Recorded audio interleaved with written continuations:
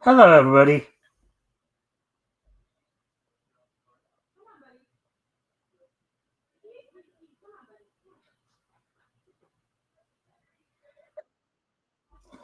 All right, I know I'm running a little behind here.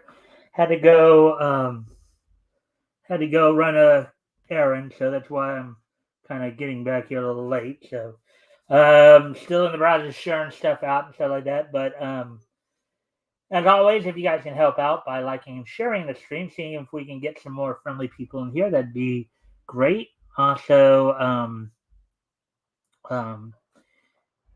with that, if we can also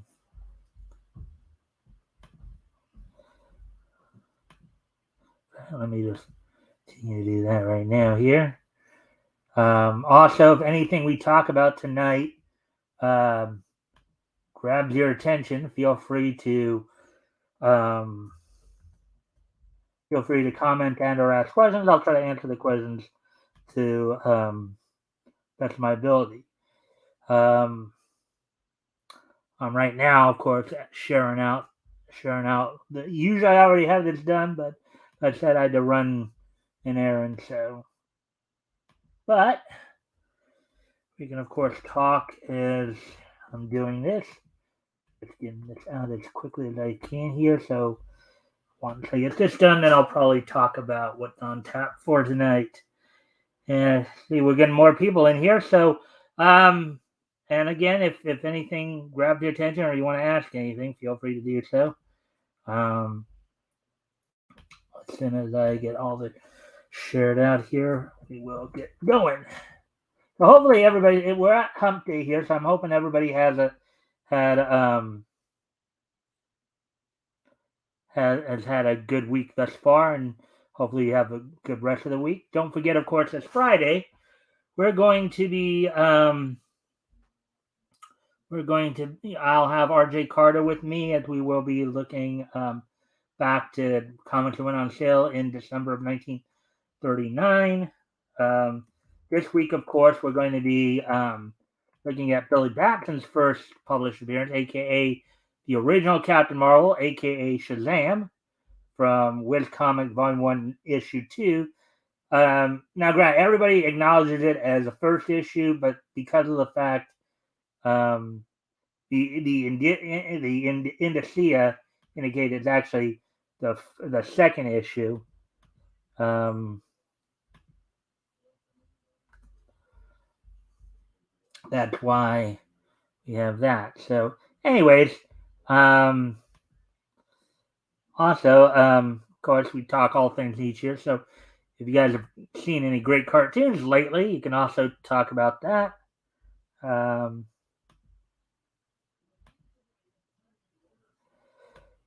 as I said, as soon as I'm done with this, then we'll talk about what's on tap for tonight. So just give me a sec here. Almost done. Almost done with Sharon.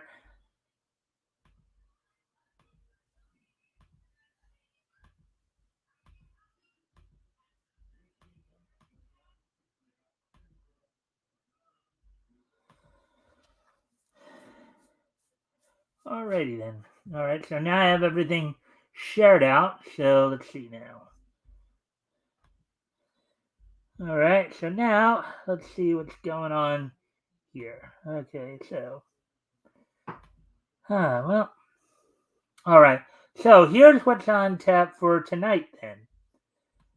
Let's see. I think I'm going to go over. I'm going to go over 3 articles tonight from Bounding into Comics here, all from within the last day or so here.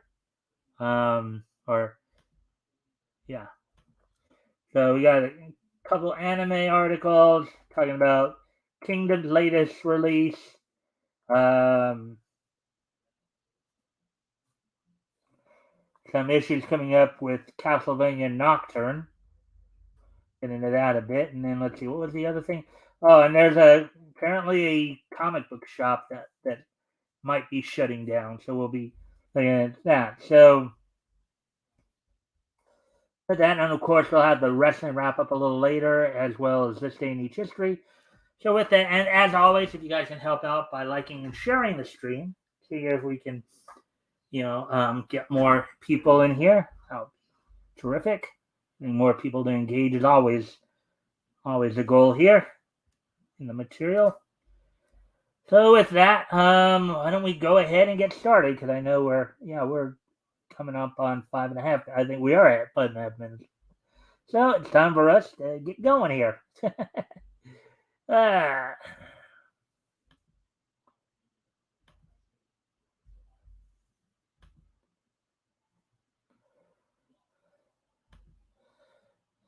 All right. So here's our first article we're going to go over here. And as I said, feel free to comment and or ask questions if anything here grabs your attention. And if you can, again, help out by liking and sharing the stream, see if we can get some more friendly people here, that'd be terrific. With that, okay, so Kingdom Anime declassifies Season 5 War Plans, unveils official premiere date. So Kingdom is an anime that basically talks about China's warring states period, how it became how it basically became a nation and all that. I've seen the first 3 seasons of it, so it's a pretty good anime. It's pretty interesting. So article by Nerdigans published yesterday. So here we go. The war drums are beating once again as coming hot off the heels of the franchise's third live-action film, Flames of Destiny, slaying of the Japanese box office. Shueisha and Studio Signpost have officially unveiled the war plans for the 5th season of Kingdom's anime adaptation.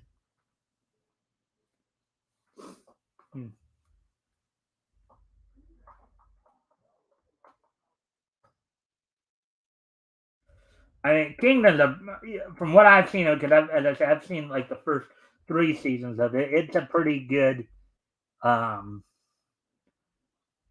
mean, it might have just been 2. I know I've seen the first 2 or 3 seasons, I think. So it's a pretty cool anime, nonetheless. I'll get you charged up. Let's see. An adaptation of Yasuhisa Hara's historical manga, Kingdom, chronicles the quest of Shin, voiced in the Japanese by Masakazu Morita, who provided the voice of Titus in Final Fantasy X, a young man living during China's Warring States era, who wishes to establish himself as one of the Qin states' general of the heavens.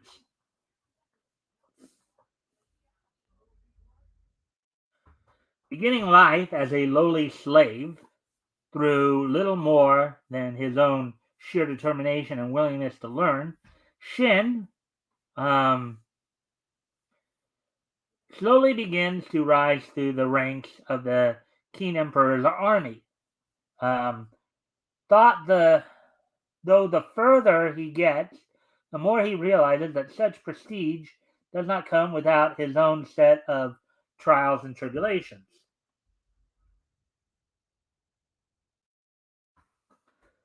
Covering the highly anticipated Kokuyo campaign arc, the 5th season of Kingdom's anime adaptation will see Shin and the men under his charge dispatched to Kokuyo Hill, a heavily forested region composed of 5 hills located within the territory of Qin's army, Zhao. Now, if you guys are into like historical dramas as well as like, let's say, military type, entertainment, in terms of like, if you're really into like looking at how generals may have come up with like battle strategies and all that, this is a good anime for that. I mean, looking in, getting a chance to get into the mind of some of these like generals and how they thought and what strategies they'd come up with. That was pretty amazing thing about it. Plus the story of Shin himself is a huge driver as well. as well as some other characters in the anime. So, let's see. Though usually considered strategically irrelevant to all of China's armies, the current war has resulted in the area becoming a highly coveted staging ground for the Qin's plans to take Zhao. As such, a tired Shin and his fellow Qin warriors um, find themselves set against the Shao's defensive forces. And though the fight seems slightly one-sided against the Qin, the deployment of their General Kanki, who is voiced in the Japanese by Kentaro Ito, who provides the Japanese voice of Renji Abarai in Bleach Thousand Year Blood War arc, luckily produces more than a few beneficiary battlefield surprises. The Tahitian unit takes down enemy forces in Kingdom Season 3, so 22, with all we have. All right, so yeah, I've probably seen first 2 seasons then, I guess.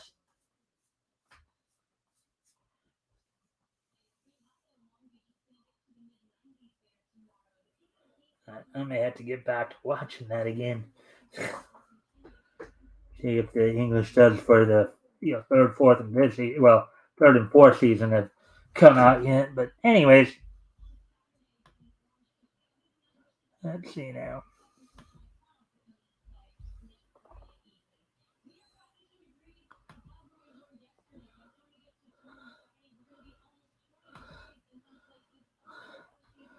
All right, so and thank you for the like. That does help.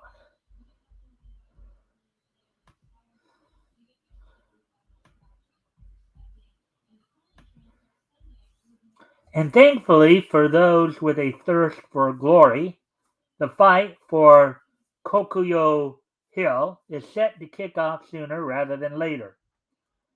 Releasing a new teaser visual for the upcoming season itself, featuring a shot of General Kanki standing alongside his right-hand advisor, Marin, who is voiced in the Japanese by Motoki Sakuma, who provides the voice of Saika from Eden Zero.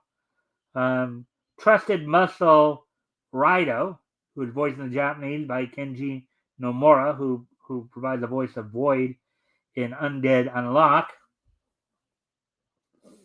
And Master Archer and Tactical Genius Kokugo, who is voiced in the Japanese by Haruka Nagamine, who also provides the voice of Tiana and Endo and Kobayashi Live. The latest on Tsundere villainous Lisa Lot. Studio Signpost reveal that Kingdom's 5th season will officially march forth on January 6, 2024. So something to look forward to in the winter,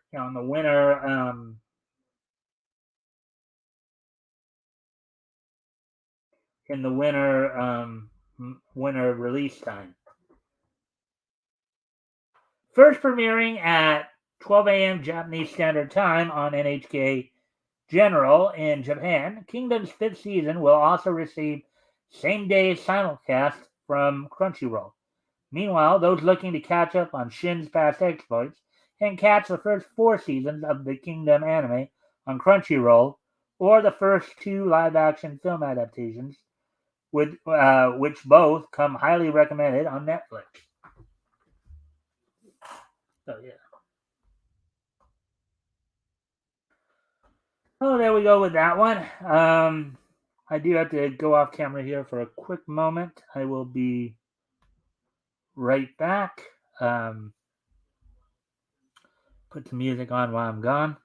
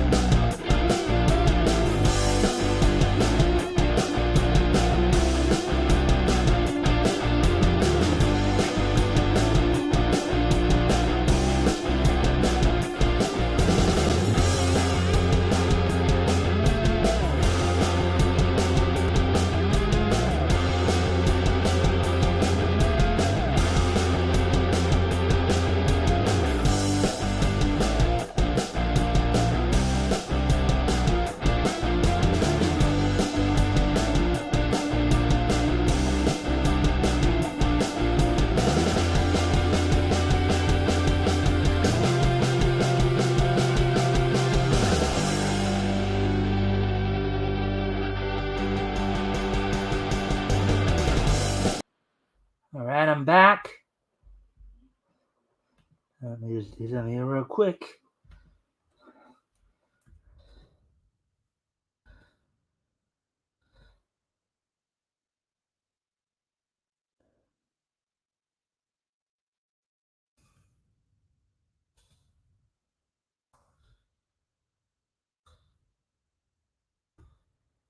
All right, so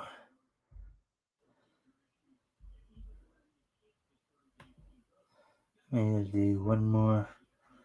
Well,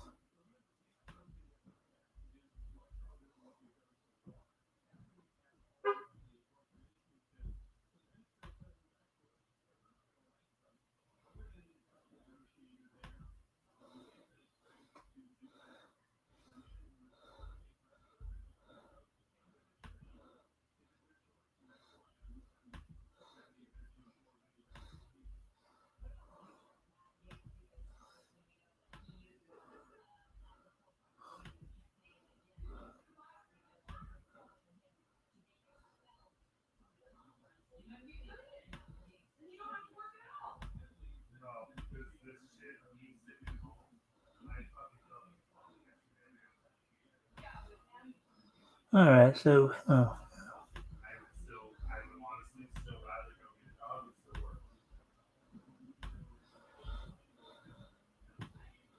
alrighty then. So, anyways, all right. So, getting back to articles here. So, all right. So now we're going to move on to the next article, which is actually from today. So we're getting pretty much caught up, as it were.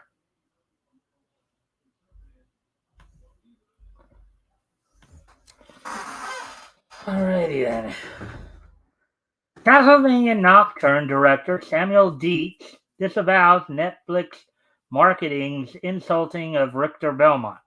Quote, it was disrespectful to the story, characters, fans, and to us as creators. Article by Nerdigans published earlier today in the anime video game section. So let's take a look at this here.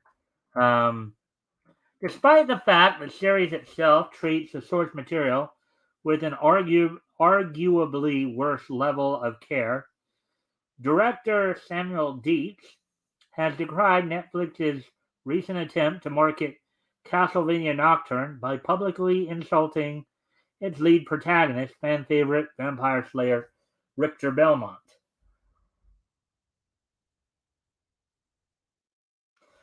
The insult in question, as made by the series' official Twitter account on September 30th, which is last Saturday, was itself inspired by a series of events which begin in Nocturne's fourth episode, Horrors of the Earth.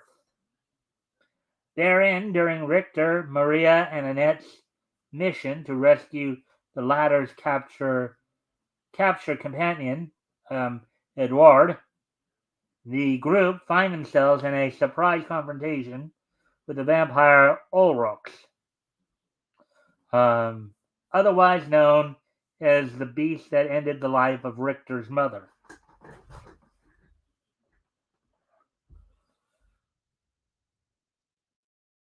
Unprepared to so suddenly find himself face to face with his mother's killer, Richter soon experiences a bout of PTSD, the pain of which causes him to turn tail and abandon the mission. As he does, annoyed with his sudden exit, Annette accuses the traumatized Belmont of being nothing more than a run-of-the-mill coward. Later on in Nocturne's sixth episode, Guilty Men to be Judged, Annette vents her frustrations over this event to the spirit of her mentor, Cecile. Still annoyed with Richter's quick exit, Annette at one point laments how, quote, the Belmont boy turned out to be useless as bleep. Quote, he literally ran away, unquote, she then proclaims, quote, ran away, unquote, quote unquote. Yeah, there.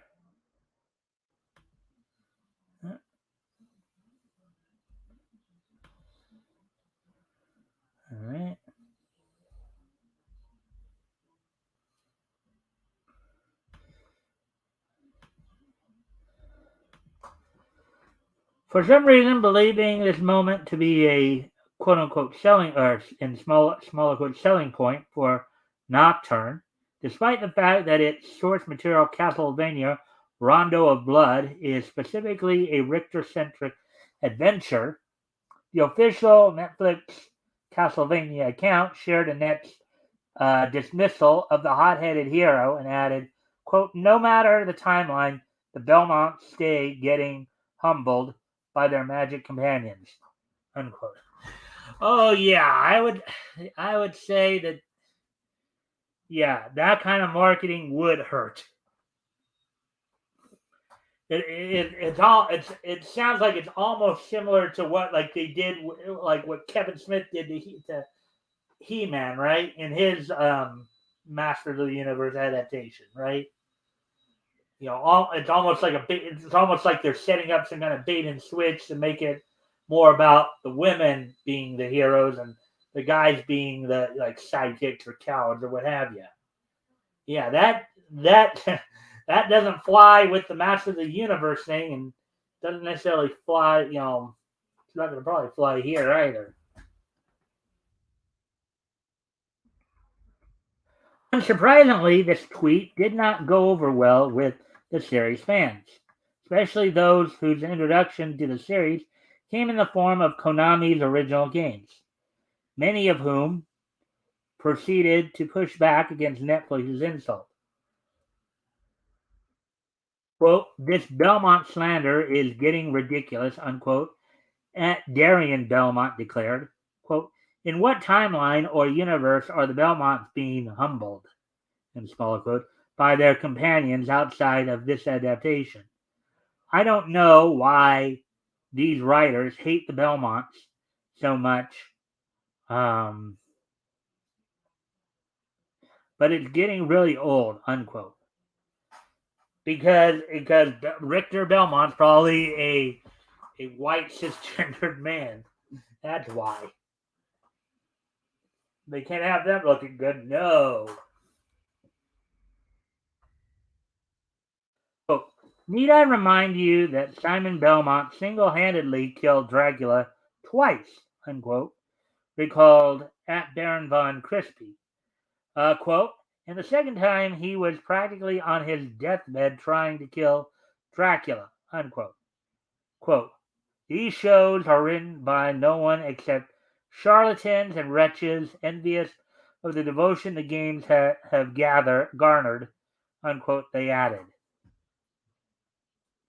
Hmm.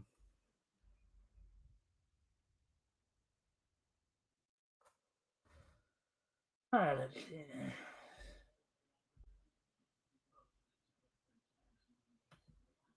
Hmm.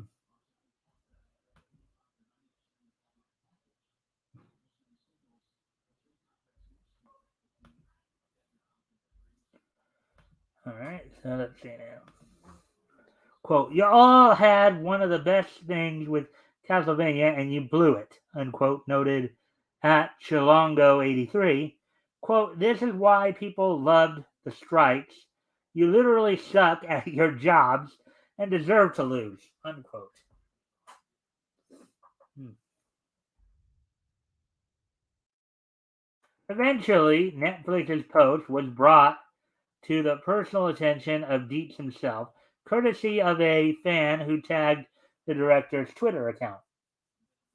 Quote, what a strange take, unquote, at Inner Demons GR noted. Quote, I always thought the Belmont family were heroes of legend, flawed at times, yes, but heroes nonetheless, unquote. Quote, should viewers be hating Richter right now because I haven't gotten to this episode yet, unquote. He then asked Dietz directly.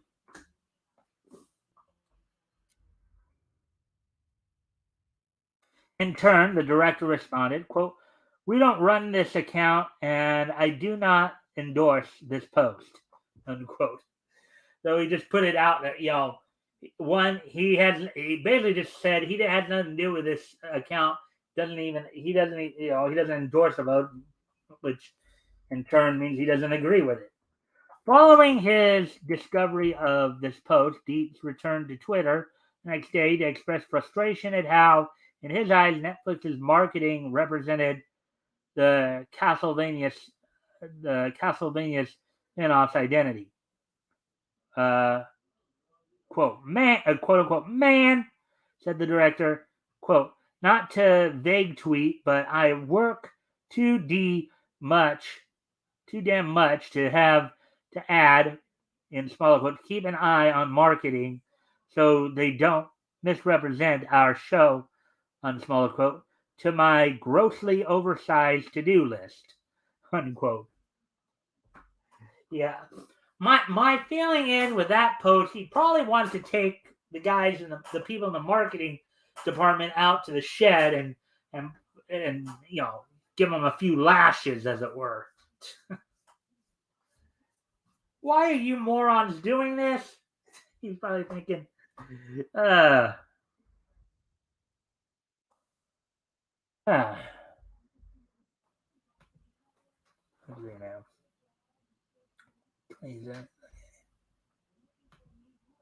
sometime after this tweet, in an act later revealed to be the result of Deep's own protestations, Netflix would take down their insulting Castlevania marketing attempt. All right.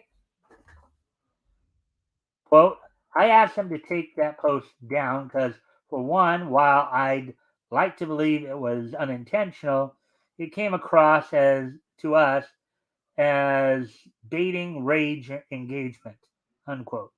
Deeds explained on October 2nd, which was a couple of days ago, quote, that goes fundamentally against everything we believe. And second, it was disrespectful to the story, characters, fans, and to us as creators, unquote.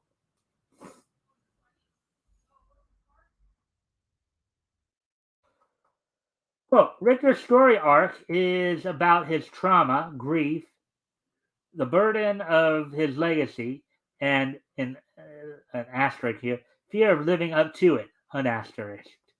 But coming out the other side for the people he loves and becoming the hero we know him to be, unquote. He could be. So basically, what he's saying is that the whole idea was to acknowledge the fact that yes, Belmont Richter is flawed, but he still ends up doing the right thing when all is said and done. So I think what he's getting at was the post in question totally just went against all that. So, anyways, quote here, his grief over his mother's death hits right at home with me as someone who spent the better part of a decade bottling up and struggling to process the death of my father. The guilt I felt as if there were something I could have done differently, unquote, the director further detailed before asking, quote, why in the world would I want to make a monkey of that, unquote. Yeah, it's those marketing fools that were really the monkeys.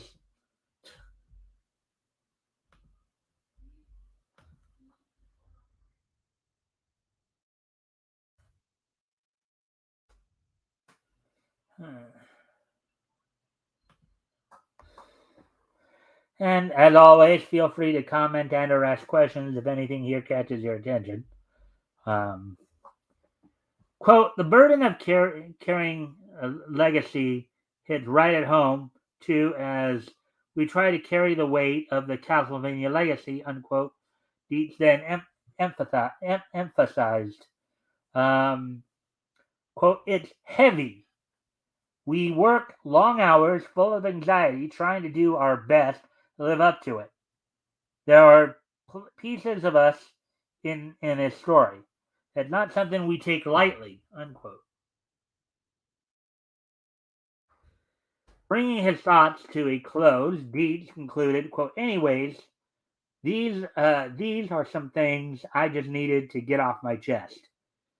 There's probably going to be a few people annoyed with me that I said it, but I felt like it needed to be said. Wish me luck, unquote.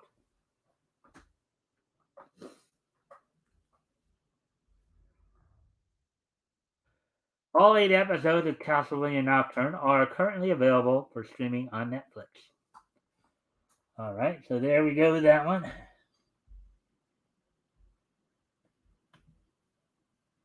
I'll get to the last article here in a moment. Pull it up. This will probably be the last article we'll do tonight. Gun, the final. I actually do need to step away from the computer for a moment, but I'll be right back.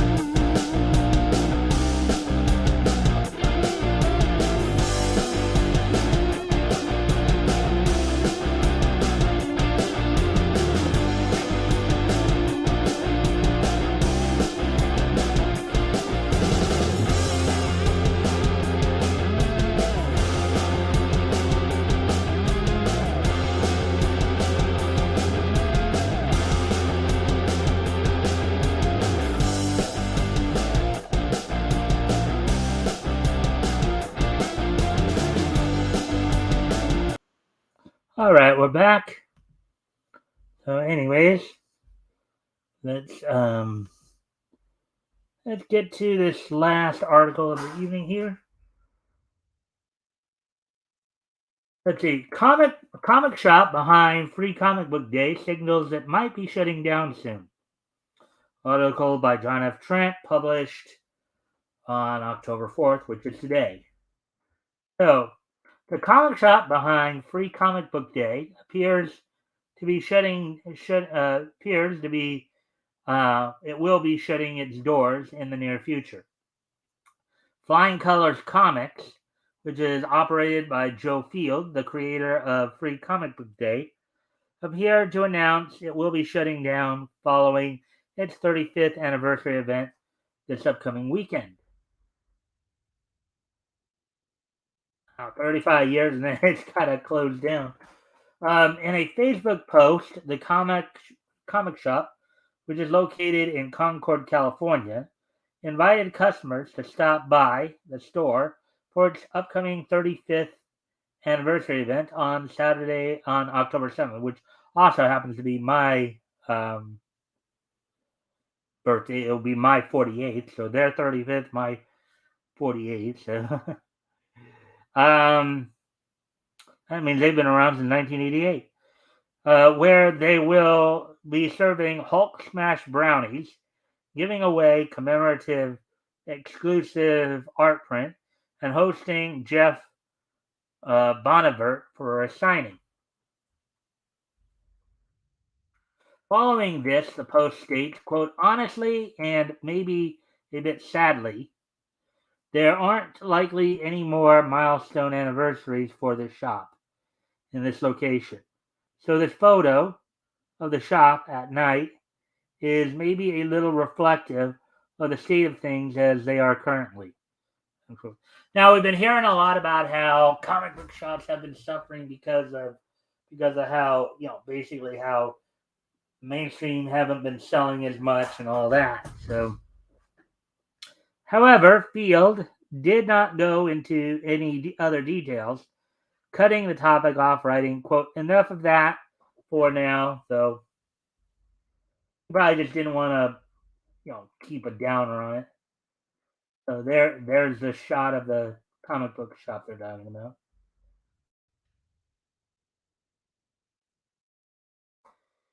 If indeed Flying Color Comics is announcing its closing, as the Post seems to imply, it's the second biggest store to close down in as many months. JHU Comic Books, which we were just talking about the other day, announced they are closing down at the end of August. They were closing down at the end of August, posting to Facebook, quote, after 10 years of operation in Manhattan and decades before that as Jim Hanley's Universe, J2 Comics will be closing Manhattan location at the end of September. So they were at least just closing one of the stores, but not, they are still overall the business still going. The store explained the decision, quote, rising costs have forced JHU to make this choice, and they have decided the best way to continue to serve New York City comic fans is to focus on the operations of the flagship location located at 299 New Dorp Lane, Staten Island, which, from what I understand, is probably considered a nicer area than the other location they were having to close down. What was it? The Manhattan. Well, I think Manhattan can be pretty nice too, but um, towards the end of September, the shop affirmed their decision to shut down, posting, quote, this Wednesday will be the last day of our Manhattan location at 481 3rd Avenue. A few things to say. First off, from Sunday to Wednesday, all back issues and all pre-2023 publication date trade paperbacks and hardcovers will be half price. Manhattan only, in parentheses there. Come get some so we don't have to carry it back. Unquote.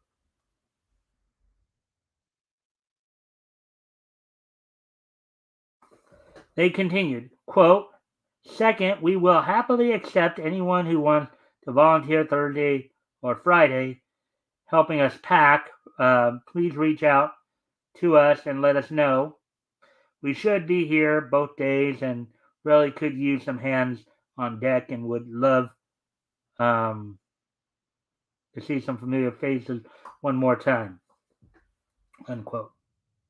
The shop then concluded, quote, finally, we want to thank everyone for their continued patronage.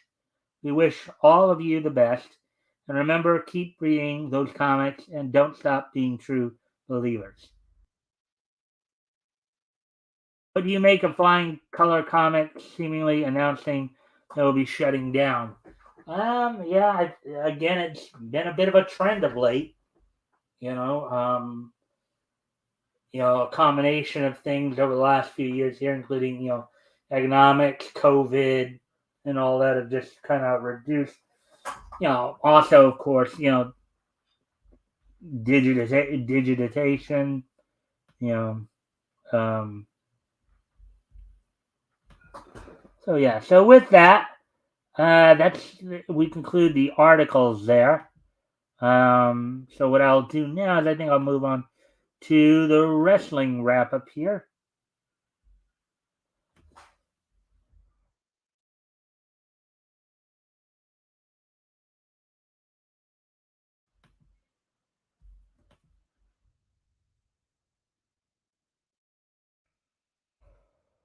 we'll move on to the wrestling wrap up here as news is coming out of WWE and AEW.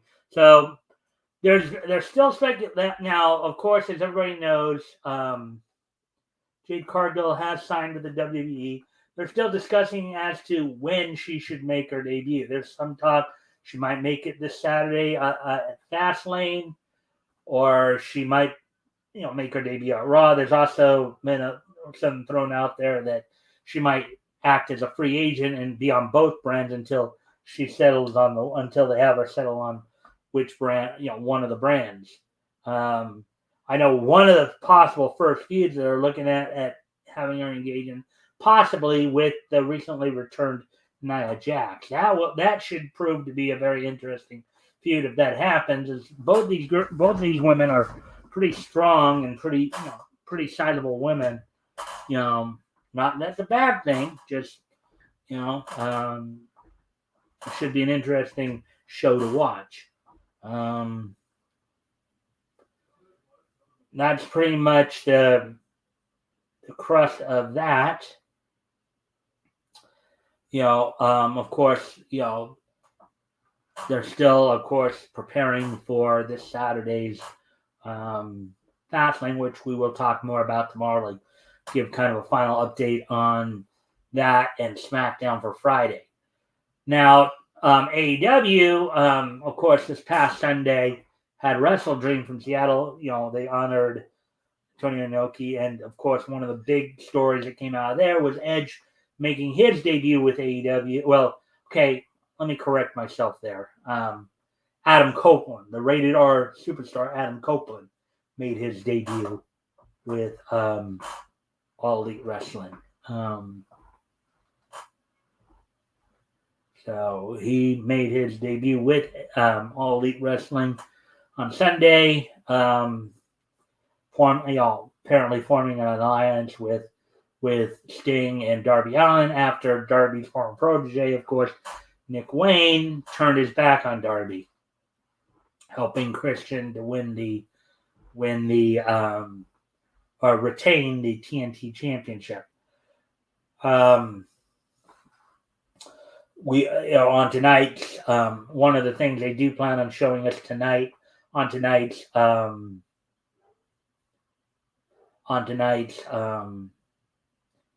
Dynamite will be Edge's interview talking about his plans for his arrival in AEW.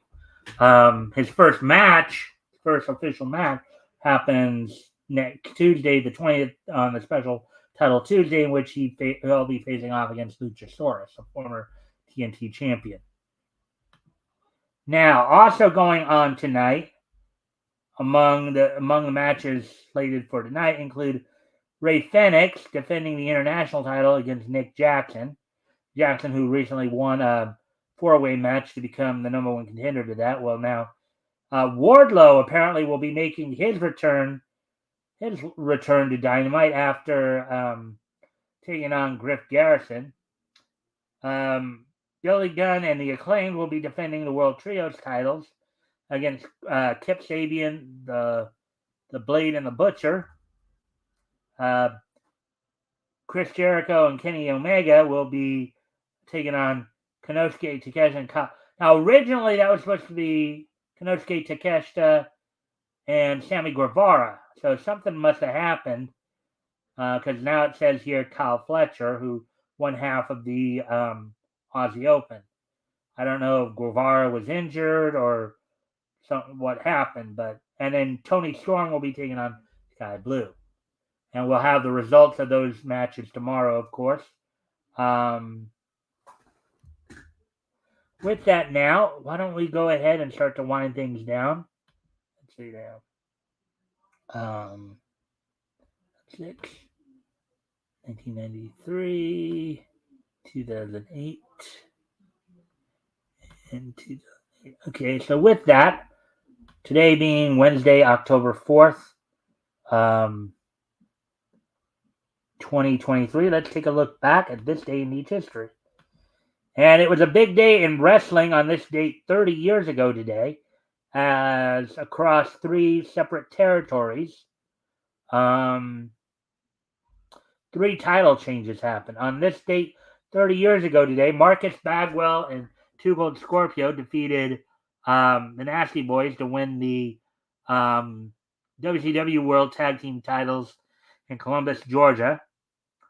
And while down in Memphis, Jeff Jarrett defeated Tommy Rich for the USWA title, and Tim Horner would win the vacant Smoky Mountain Wrestling television title by defeating Juicy Johnny in Jellicoe. This is a match that was taped for Smoky Mountain Wrestling TV program, which aired on November 6th. Horner would later vacate the title on December 6th after being injured by Prince Karras. So on this date, Marcus Bagwell and Two Gold Scorpio defeat the Nasty Boys for the WCW World Tag Team Championship. Jeff Jarrett defeats Tommy Rich for the USWA title, and Tim Horner would defeat Juicy Johnny for the Smoky Mountain Wrestling television title. So there we go with that. Also, moving ahead to 2006 now. On this date in 2006, the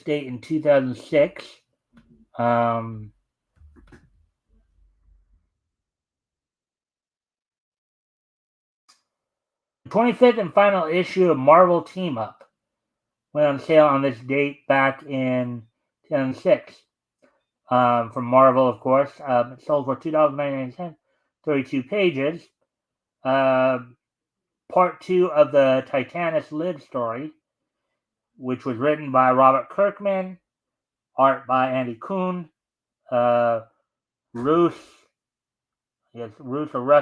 Wooten did the lettering, and Marty Gracia did the coloring. So on this date, back in 2006, which was 17 years ago today, 25th and final issue of Marvel Team Up went on sale from Marvel on newsstands. Moving on to the next piece of niche history. On this date in 2008,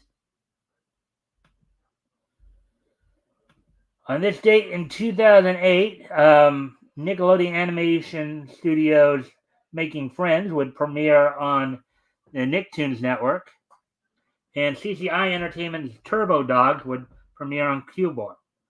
So Nickelodeon's Making Friends, and CCI Entertainment's Turbo Dogs would premiere on this date 15 years ago in 2008 on Nicktoons Network and Cubo, respectively.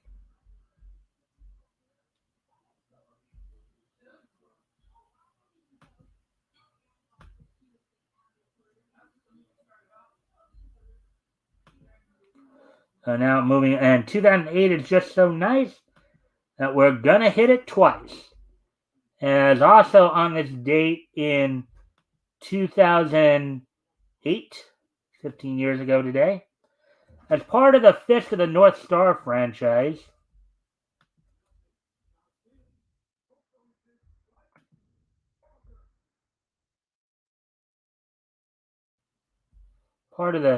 Fist of the North Star franchise, Fist of the North Star Legends of.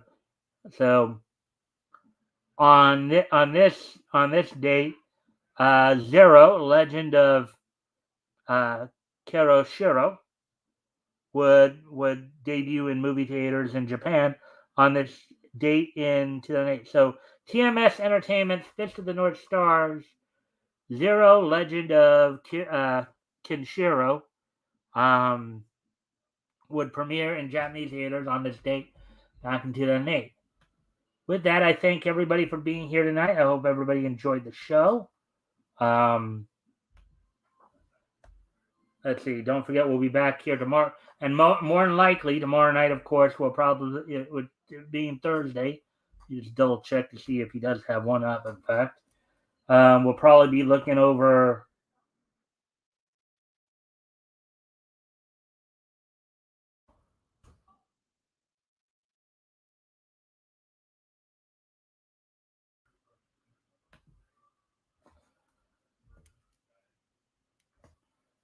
What is going on?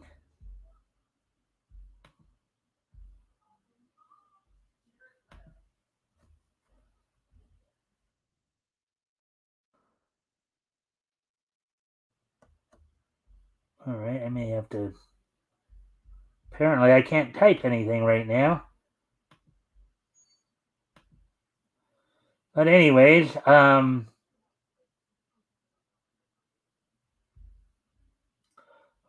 guys, I'll be back here tomorrow. So I hope you guys will hope to see you guys back here tomorrow. Bye.